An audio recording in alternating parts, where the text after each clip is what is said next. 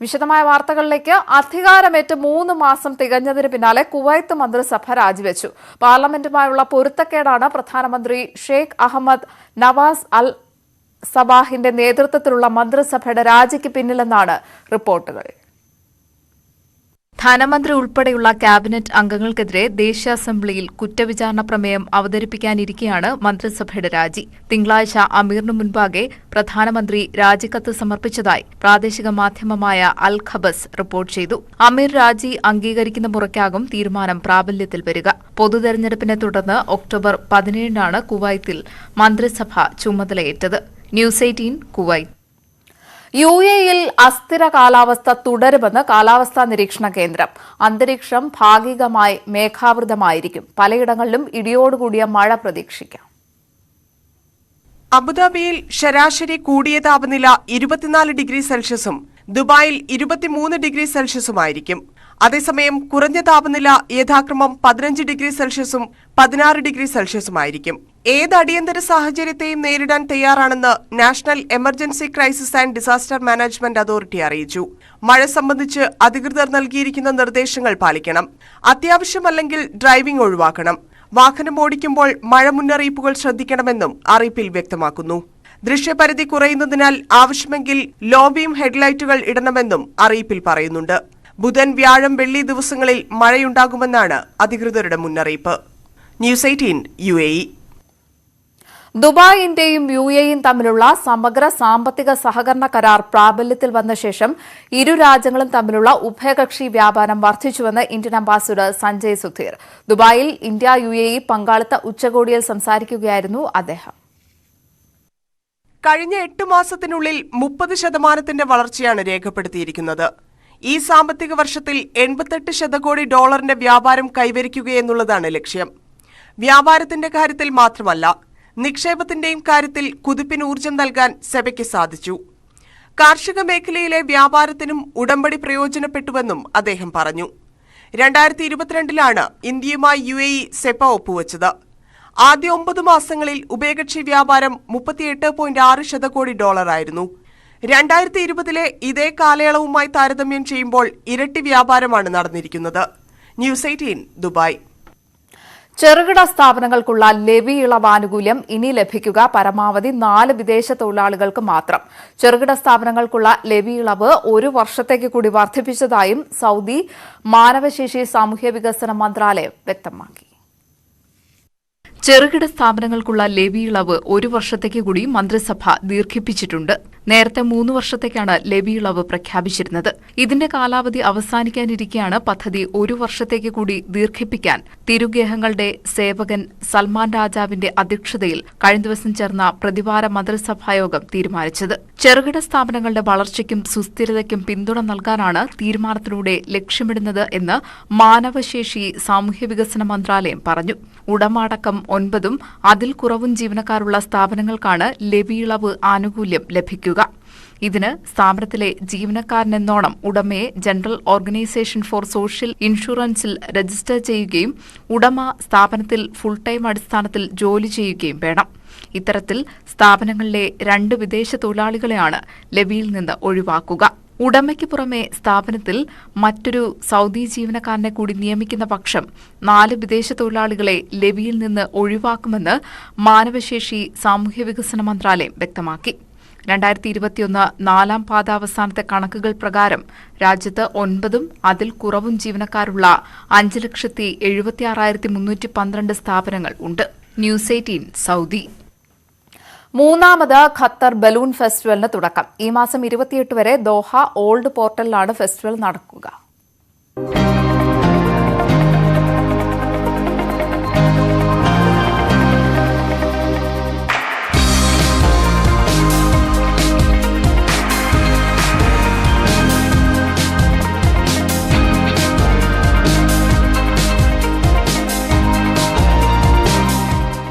വർണ്ണനിറങ്ങളുള്ള ബലൂണുകൾ മാനത്ത് നിറഞ്ഞു നിൽക്കുന്നത് കാണാൻ ഒട്ടേറെ പേരാണ് എത്തുന്നത്.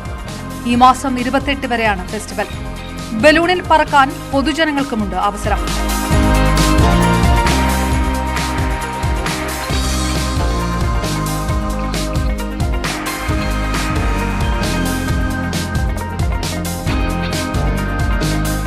45 മിനിറ്റിന് 499 റിയാലാണ് നിരക്ക്. qatarballoonfestival.com എന്ന വെബ്സൈറ്റ് വഴിയും ടിക്കറ്റ് ബുക്ക് ചെയ്യാം. മറ്റ് കലാപരിപാടികളും മ്യൂസിക് ഡിജെകളടക്കമുള്ള പരിപാടികളും ഫെസ്റ്റിവലിൽ ഉൾപ്പെടുത്തിയിട്ടുണ്ട്.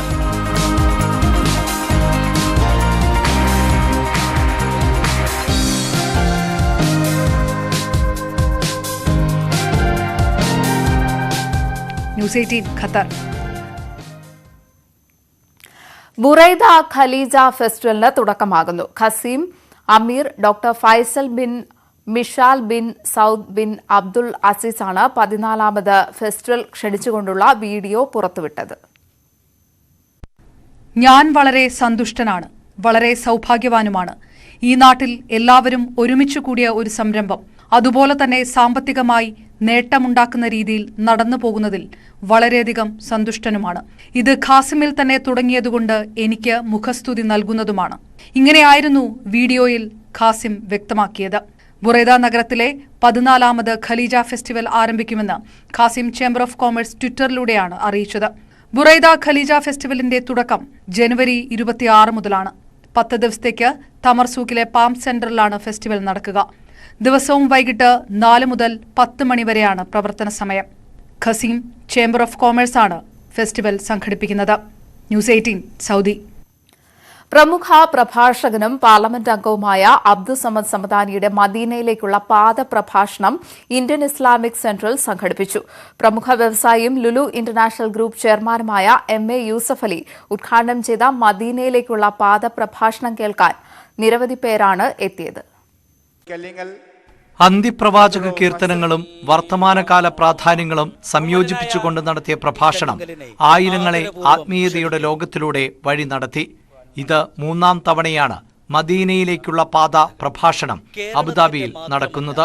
സ്വതസിദ്ധമായ ശൈലിയും ഉറുദു കവിതകളും വീണ്ടുമൊരിക്കൽ കൂടി തലസ്ഥാന നഗരിയിൽ പെയ്തിറങ്ങിയപ്പോൾ അത് കേട്ടവർക്കും കണ്ടവർക്കും ആവേശമായി. ചിലപ്പോഴൊക്കെ എന്നോട് ചില യുവ സുഹൃത്തുക്കൾ വന്ന് പറയും, എൻ്റെ ബാപ്പയുടെ കൈപിടിച്ച് ഞാൻ കോഴിക്കോട്ട് കടപ്പുറത്ത് വന്നിട്ടുണ്ട്. പാലങ്ങൾ കെട്ടു, അങ്ങോട്ടും ഇങ്ങോട്ടും കടക്കാൻ. സംസ്കാരങ്ങൾക്കിടയിൽ പാലം കെട്ടു. സംസ്കാരങ്ങളെ വേർതിരിക്കുന്ന മതില് കെട്ടാതിരിക്കൂ. ഇതൊക്കെ പരിശുദ്ധ റസൂൽ. അധാർമികതയും അനീതിയും നിറഞ്ഞ ആധുനിക കാലത്ത് അന്ത്യപ്രവാചകന്റെ ആപ്തവാക്യങ്ങളും ആജ്ഞകളുമാണ് മാനവരാശിക്ക് രക്ഷ നൽകുകയുള്ളൂ എന്ന് സമദാനി പറഞ്ഞു. അബുദാബി ഇന്ത്യൻ ഇസ്ലാമിക് സെന്ററിൽ പ്രസിഡന്റ് P. ബാവ ഹാജിയുടെ അധ്യക്ഷതയിൽ നടന്ന പരിപാടിയിൽ ജനറൽ സെക്രട്ടറി TK അബ്ദുസലാം സ്വാഗതം പറഞ്ഞു. Abu Dhabi KMCC president Shukoor Ali Kallingal, സുന്നി സെന്റർ പ്രസിഡന്റ് അബ്ദുർ റഹൂഫ് അഹ്സാനി, അബൂബക്കർ ഷിഹാബ് പരിയാരം എന്നിവർ സംസാരിച്ചു. News 18 Abu Dhabi. ഇനി ഇന്നത്തെ വിനിമയ നിരക്ക്. UAE ദിർഹം 22 രൂപ 21 പൈസ, സൗദി റിയാൽ 21 രൂപ 73 പൈസ, കുവൈറ്റ് ദിനാർ 267 രൂപ 20 പൈസ, ഖത്തർ റിയാൽ 22 രൂപ 41 പൈസ, ഒമാനി റിയാൽ 212 രൂപ 18 പൈസ, ബഹ്റൈനി ദിനാർ 216 രൂപ 43 പൈസ.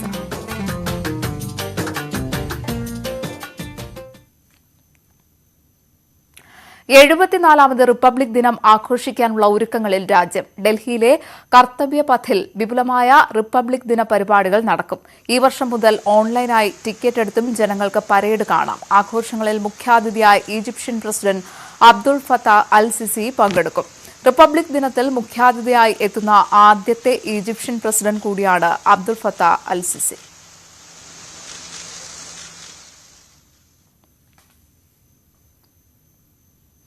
സൈനിക മെഡലുകൾ പ്രഖ്യാപിച്ചു. മേജർ ശുഭാങ് സിംഗ് നായിക്, ജിതേന്ദ്ര സിംഗ് എന്നിവർക്ക് കീർത്തിചക്ര, 33 പേർ അതിവിശിഷ്ട സേവാ മെഡലിനും 40 പേർ വിശിഷ്ട സേവാ മെഡലിനും അർഹരായി. 7 പേർക്ക് ശൌര്യചക്ര നൽകും. അസം റൈഫിൾസ് മേധാവി ലഫ്റ്റനന്റ് ജനറൽ പ്രദീപ് ചന്ദ്രൻ നായർക്ക് പരംവിശിഷ്ട സേവാ മെഡൽ നൽകും. വിശിഷ്ട സേവനത്തിനുള്ള രാഷ്ട്രപതിയുടെ പോലീസ് മെഡലിന് NIA ഉദ്യോഗസ്ഥൻ CM അശോകൻ അർഹനായി. NIAയുടെ വിവിധ യൂണിറ്റുകളിൽ സേവനം അനുഷ്ഠിച്ച അശോകൻ ഇപ്പോൾ കൊച്ചി യൂണിറ്റിലാണ്. കോഴിക്കോട് വടകര പതിയാക്കര സ്വദേശിയാണ്. രാജ്യസുരക്ഷയുമായി ബന്ധപ്പെട്ട വിവിധ കേസുകളിലെ സേവനമാണ് അശോകനെ മെഡലിന് അർഹനാക്കിയത്. റിപ്പബ്ലിക് ദിനത്തോടനുബന്ധിച്ച് ഗവർണർ നടത്തുന്ന അറ്റ് ഹോമിൽ മുഖ്യമന്ത്രി പങ്കെടുക്കും. ഗവർണർ സർക്കാർപൂരിലെ മഞ്ഞുരുകലിന്റെ പശ്ചാത്തലത്തിലാണ് തീരുമാനം. ഗവർണർ വിളിച്ച ക്രിസ്മസ് വിരുന്നിലടക്കം മന്ത്രിസഭ വിട്ടുനിന്നിരുന്നു. 2020 അവസാനമായി അറ്റ് ഹോം നടന്നത്. റിപ്പബ്ലിക് ദിനത്തിൽ ആഘോഷിക്കാൻ മറ്റൊരു കാരണം സമ്മാനിച്ച് History TV 18 super hit show OMG എ മേര ഇന്ത്യ മടങ്ങിയെത്തുന്നു. ജനുവരി 26 വ്യാഴാഴ്ച രാത്രി 8 മണിക്കാണ് ഷോയുടെ സീസൺ 9 സംപ്രേഷണം ആരംഭിക്കുന്നത്. ഷോയുടെ പുതിയ സീസൺ പ്രേക്ഷകർക്കായി കരുതി വച്ചിരിക്കുന്നത് ഇതൊക്കെയാണ്.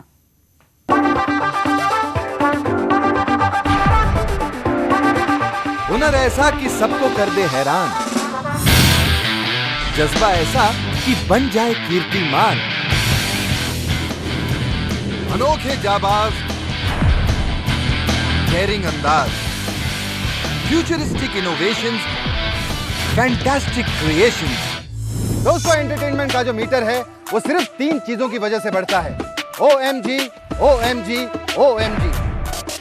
एक कलाकार की कलाकारी का इतना बड़ा है आकार कि इंडिया की शान को 4 चांद लग गए सरकार। ये जनाब बनाते हैं रिकॉर्ड तोड़ू आर्ट, और वो भी वेस्ट मटेरियल से। ध्यान से देखिए, ये है इंडिया का पहला 3D प्रिंटेड हाउस जो दुनिया पर कर रहा है OMG असर। दोस्तों, ये है इंडिया की पहली 3-in-1 ड्राइवरलेस सोलर और इलेक्ट्रिक बस OMG। भैया, करेंसी और तालों के कलेक्टर्स तो हम OMG पे पहले देख ही चुके हैं, लेकिन मैच बॉक्स कलेक्ट करने वाले इंसान पहली बार दिखेंगे। मिलिए गौतम हिमाड़ी से।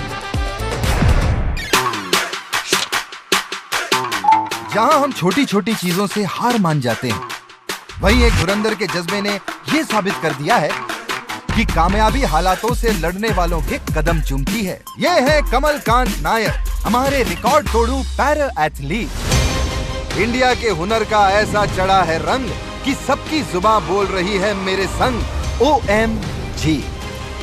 OMG ये मेरा इंडिया का नया सीजन शुरू हो रहा है 26 जनवरी से हर गुरुवार रात 8 बजे हिस्ट्री TV 18 पर।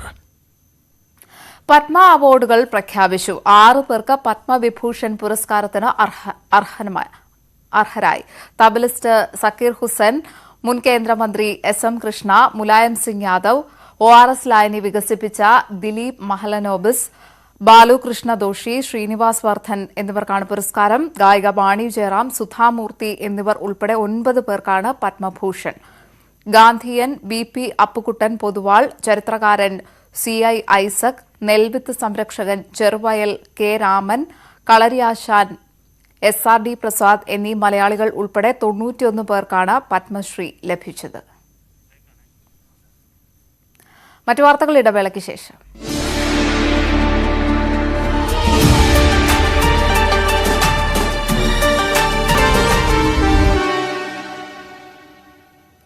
വീണ്ടും വാർത്തകളിലേക്ക്. ഡോക്യുമെന്ററി വിവാദത്തിൽ അനിൽ ആന്റണി കോൺഗ്രസിലെ സ്ഥാനങ്ങൾ രാജിവെച്ചു. ട്വിറ്ററിലൂടെയാണ് രാജിപ്രഖ്യാപനം നടത്തിയത്.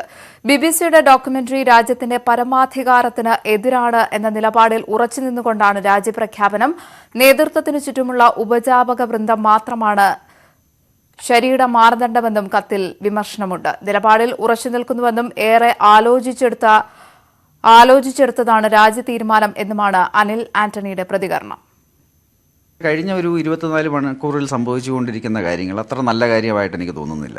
അതായത് ഞാൻ വളരെ ഇനോക്യസ് ആയിട്ട് വളരെ നല്ല ഉദ്ദേശത്തോടു കൂടിയാണ് ഒരു ട്വീറ്റ് ചെയ്തത്. അത് ട്വീറ്റിൽ ഇത്രേ പറഞ്ഞിട്ടുള്ളൂ, കോൺഗ്രസിൻ്റെ ഒരു നയത്തെയും ഞാൻ വിമർശിച്ചിട്ടില്ല.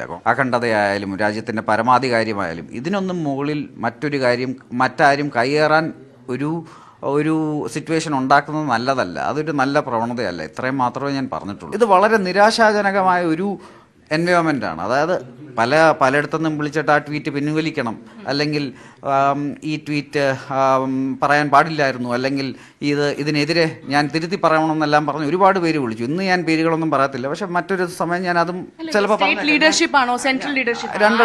രണ്ടിടത്തുനിന്നും ഉണ്ട്. കണ്ടുകൊണ്ടിരിക്കുന്നതെന്ന് പറഞ്ഞാൽ കഴിഞ്ഞ ഒരു 12-15 മണിക്കൂറുകളായിട്ട് പലരും വന്ന് ഇത് എവിടെ നിന്നാണ് വരുന്നതെന്ന് എനിക്ക് വളരെ വ്യക്തമായിട്ടറിയാം. വളരെ സംസ്കാരശൂന്യമായ ഭാഷയിൽ വളരെ അസഭ്യപരമായ ഒരുപാട് കാര്യങ്ങൾ ഒന്നൊന്നായി എഴുതുന്നു. അതുപോലെ കോളുകൾ വരുന്നു, വാട്സാപ്പ് മെസ്സേജുകൾ വരുന്നു. ഇതിൻ്റെ എല്ലാം പിന്നിൽ ആരാണെന്ന് എനിക്ക് വളരെ വ്യക്തമായിട്ടറിയാം. പക്ഷേ ഇങ്ങനെ ഇപ്പം ഇവർക്ക് ഇഷ്ടമില്ലാത്ത എന്തെങ്കിലും പറയുമ്പോഴത്തേനും ഇതുപോലെ തെറി വിളിച്ചും അസഭ്യം പറഞ്ഞും ഇങ്ങനത്തെ ഒരു സംസ്കാരശൂന്യമായ രീതിയിൽ ഇതുപോലെ ആൾക്കാരെ കൊണ്ടു നടക്കുന്ന ഒരു രീതിയിലേക്ക് കോൺഗ്രസ് പാർട്ടി അധപ്പതിച്ചു പോയതിൽ എനിക്കൊരു ഒരുപാട് വിഷമമുണ്ട്. അനിൽ ആന്റണിയുടെ അഭിപ്രായം തള്ളി ശശി തരൂർ. ഡോക്യുമെന്ററി ഇന്ത്യയുടെ പരമാധികാരത്തെയോ സുരക്ഷയോ ബാധിക്കില്ല. എന്നാൽ ഡോക്യുമെന്ററി വിലക്കിയതിനെ അംഗീകരിക്കുന്നില്ല എന്നും തരൂർ പറഞ്ഞു. സുപ്രീം കോടതി തീരുമാനം പറഞ്ഞ വിഷയത്തിൽ കൂടുതൽ ചർച്ചകൾ ആവശ്യമില്ല. വിഷയം ഇത്ര വലുതാക്കേണ്ടിയിരുന്നില്ല എന്നും തരൂർ പ്രതികരിച്ചു. എനിക്ക് ഈ പ്രത്യേകിച്ച് ഈ അഭിപ്രായത്തിൽ എനിക്ക് യോജിപ്പൊന്നുമില്ല. പക്ഷെ അനിലൊരു നല്ലൊരു വ്യക്തിയാണ്. അദ്ദേഹത്തിന് പല കാര്യങ്ങൾ പറയാനുണ്ടെങ്കിൽ ഞാൻ സംസാരിച്ച് നോക്കിയിട്ട് എന്താ അദ്ദേഹത്തിന്റെ മനസ്സിലുള്ളതാണ്. ഇപ്പോൾ ഒരു സെക്കൻഡ് പാർട്ടും വന്നിട്ടുണ്ട്. അത് ഈ കാലത്തെ കുറിച്ചൊരു കറന്റ് അഫയേഴ്സിന്റെയാണ്. അതിലും വീണ്ടും ഒരു തർക്കം വരാനുള്ള സാധ്യത ഉണ്ടാവും വിചാരിക്കുന്നു. ആ സെക്കൻഡ് റിപ്പോർട്ട് ഇപ്പോൾ 4-5 വർഷമായിട്ട് ഭാരതത്തിൽ നടക്കുന്ന രാഷ്ട്രീയത്തെക്കുറിച്ചാണ് അവർ പറയുന്നത്. ഇനി ആർക്കാ പറയാൻ സാധിക്കുക? അവർക്കത് പറയാൻ അവകാശമില്ല എന്ന്. അവർക്ക് അവകാശമുണ്ട്. നമ്മൾക്കതിനെ കാണാനോ ഇഷ്ടപ്പെടാതിരിക്കാനോ നമ്മൾക്കും അവകാശമുണ്ട്. പക്ഷേ അത് ആ സ്വാതന്ത്ര്യം എല്ലാവർക്കും കൊടുക്കണം. അതാണ് നമ്മുടെ ഭരണഘടനത്തിൽ എഴുതിയിരിക്കുന്നത്. Freedom of expression, freedom of speech എല്ലാവർക്കും ഉണ്ട്. വിവാദ ഡോക്യുമെന്ററി ഉയർത്തി വലിയ രാഷ്ട്രീയ നീക്കത്തിനൊരുങ്ങിയ കോൺഗ്രസിന് അപ്രതീക്ഷിത തിരിച്ചടിയാണ് അനിൽ ആന്റണിയുടെ വിമത നീക്കം. ഡോക്യുമെന്ററി വിഷയത്തിൽ ബിജെപി നിലപാടാണ് ശരിയെന്ന് ആവർത്തിക്കുന്ന അനിൽ പാർട്ടി നേതൃത്വത്തെയും കുറ്റപ്പെടുത്തിയാണ് പദവി ഒഴിഞ്ഞത്. രാജിക്ക് ശേഷവും അനിലിനെ കടന്നാക്രമിച്ചുകൊണ്ടുള്ള കടുത്ത നീക്കത്തിലാണ് കേരളത്തിലെ കോൺഗ്രസ് നേതാക്കൾ. അതേസമയം വിഷയത്തിൽ പ്രതികരിക്കാതെ AK ആന്റണി ഒഴിഞ്ഞുമാറി. വിവാദ BBC ഡോക്യുമെന്ററി സംസ്ഥാന വ്യാപകമായി പ്രദർശിപ്പിച്ച് കോൺഗ്രസ് മോദി വിരുദ്ധ രാഷ്ട്രീയം ചർച്ചയാക്കുന്നതിനിടെയാണ് അനിൽ ആന്റണിയുടെ അപ്രതീക്ഷിത നീക്കം. നേരിട്ടും സമൂഹ മാധ്യമങ്ങളിലും കടന്നാക്രമിച്ചവർക്ക് മറുപടിയായാണ് അനിലിന്റെ രാജി. സ്നേഹത്തെ പിന്തുണയ്ക്കുന്നുവെന്ന് അവകാശപ്പെടുന്നവർ വെറുപ്പ് പ്രചരിപ്പിക്കുന്നുവെന്നാണ് അനിലിന്റെ പ്രതികരണം. ഭാരത് ജോഡോ യാത്ര പുരോഗമിക്കുന്ന ഘട്ടത്തിൽ ഇത് നേതൃത്വത്തെ പ്രതിരോധത്തിലാക്കി. പദവിയൊഴിഞ്ഞെങ്കിലും അനിലിനെതിരെ വിമർശനം തുടരുകയാണ് നേതാക്കൾ. 2 വർഷത്തോളമായി പദവിയിൽ തുടരുമ്പോഴും അനിൽ ആന്റണി ഉത്തരവാദിത്തം നിർവഹിച്ചില്ലെന്നായിരുന്നു VT ബൽറാമിന്റെ വിമർശനം. രാജി മുഖം രക്ഷിക്കാനെന്നും ബൽറാം. വ്യത്യസ്തമായിട്ട് അനിൽ ആന്റണി എന്ന് പറയുന്ന വ്യക്തിക്ക് അഭിപ്രായമുണ്ടെങ്കിൽ അഭിപ്രായം അദ്ദേഹം മാറ്റാൻ തയ്യാറാവണം. അതിന് അദ്ദേഹം തയ്യാറാവാത്ത സാഹചര്യത്തിൽ അദ്ദേഹം സ്വയം രാജിവെക്കുന്നു. അദ്ദേഹത്തിന്റെ മുഖം സംരക്ഷിക്കാൻ വേണ്ടി രാജിവെക്കുന്നു എന്ന് മാത്രമേ ഞങ്ങൾ അതിനെ കാണുന്നുള്ളൂ. അങ്ങനെ ഓരോരുത്തർക്കും തോന്നുന്ന പോലെ വഴിയിൽ നിന്നും അഭിപ്രായം പറയാൻ ഒരു പാർട്ടിയിലും പറ്റില്ലല്ലോ. സ്വന്തം അഭിപ്രായങ്ങൾ ഇതാണ് എന്റെ സ്വന്തം അഭിപ്രായം എന്ന് പറയുന്ന പാർട്ടിക്ക് വിരുദ്ധമായിട്ട് അഭിപ്രായം പാർട്ടിക്കുള്ളൊരു നയമുണ്ട്. പാർട്ടിയുടെ നയം, അതിനെക്കുറിച്ച് അദ്ദേഹം അജ്ഞനാവേണ്ട ആവശ്യമില്ല. അതൊക്കെ അറിയാവുന്ന ഒരാളാണ്. നരേന്ദ്രമോദിക്ക് ഇൻവോൾവ്മെന്റ് ഉണ്ട് എന്നുള്ള കാര്യത്തിലും യാതൊരു വിധമായ സംശയവുമില്ല. അപ്പൊ അതുകൊണ്ട് അതിൽ നിന്ന് വിഭിന്നമായ ഒരു സ്റ്റാൻഡ് എടുത്തുകൊണ്ട് കോൺഗ്രസിന്റെ പ്രൊഫഷണലോ പൊളിറ്റിക്കലോ ആയിട്ടുള്ള ഒരു പൊസിഷനിൽ ഇരിക്കുവാൻ ഒരാൾക്കും അർഹതയില്ല. അതുകൊണ്ട് അദ്ദേഹത്തിന്റെ രാജിയെ ഞാൻ വളരെ പോസിറ്റീവായി സ്വാഗതം ചെയ്യുന്നു. അദ്ദേഹത്തിന്റെ നിലപാട് കൂടി അദ്ദേഹം തിരുത്തി ഒരു കോൺഗ്രസ് അനുഭാവിയായി തുടരുമെന്നാണ് ഞാൻ വിചാരിക്കുന്നത്. വസ്തുതാപരമായ കാര്യങ്ങളാണ് BBC പുറത്തുവിട്ടിരിക്കുന്നത്. അപ്പൊ അതിനെ എല്ലാവരും നരേന്ദ്രമോദി അപലപിക്കുമ്പോൾ കോൺഗ്രസ് പാർട്ടിയുടെ ഉത്തരവാദിത്തപ്പെട്ട ഒരു സ്ഥാനത്തിരിക്കുന്ന ആള് ഇന്നലെ ഒരിക്കലും കോൺഗ്രസിൽ അദ്ദേഹത്തിന് തുടരാനാവില്ല. വിവാദം കൊഴുക്കുമ്പോഴും വിഷയത്തിൽ പ്രതികരിക്കാതെ ഒഴിഞ്ഞു മാറുകയാണ് AK ആന്റണി.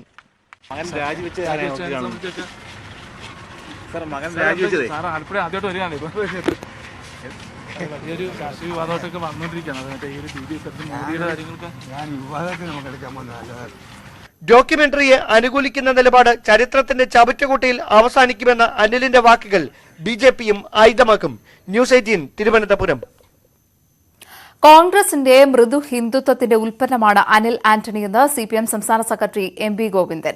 ഒരു വിഷയത്തിൽ പ്രതികരണം എങ്ങനെ വേണം എന്നതിനെക്കുറിച്ച് ഓരോരുത്തർക്കും ഒരു ദാർശനിക ഉള്ളടക്കം വേണം.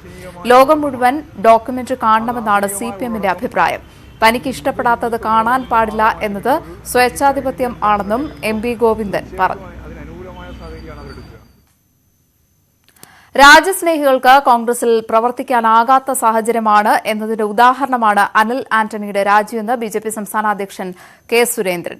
രാജ്യത്തിന്റെ അഖണ്ഡതയ്ക്കും ഐക്യത്തിനും പരമാധികാരത്തിനും നേരെയുള്ള വിദേശ ശക്തികളുടെ കടന്നുകയറ്റത്തെ എതിർത്തതാണ് അനിൽ ആന്റണി കോൺഗ്രസിന് അനഭിമതനാകാൻ കാരണം. കോൺഗ്രസ് താൽക്കാലിക ലാഭത്തിനു വേണ്ടി രാജ്യതാൽപര്യം ഹനിക്കുന്നത് പതിവാക്കിയിരിക്കുകയാണ്. കമ്മ്യൂണിസ്റ്റ് പാർട്ടിയെ പോലെ ഇന്ത്യ വിരുദ്ധ സമീപനം സ്വീകരിക്കുന്ന പാർട്ടിയായി കോൺഗ്രസും അധപ്പതിച്ചു. പോപ്പുലർ ഫ്രണ്ടിന്റെ ജോലിയാണ് കേരളത്തിൽ കോൺഗ്രസ് ചെയ്യുന്നത് എന്നും എല്ലാവർക്കും ബോധ്യമായെന്നും കെ സുരേന്ദ്രൻ.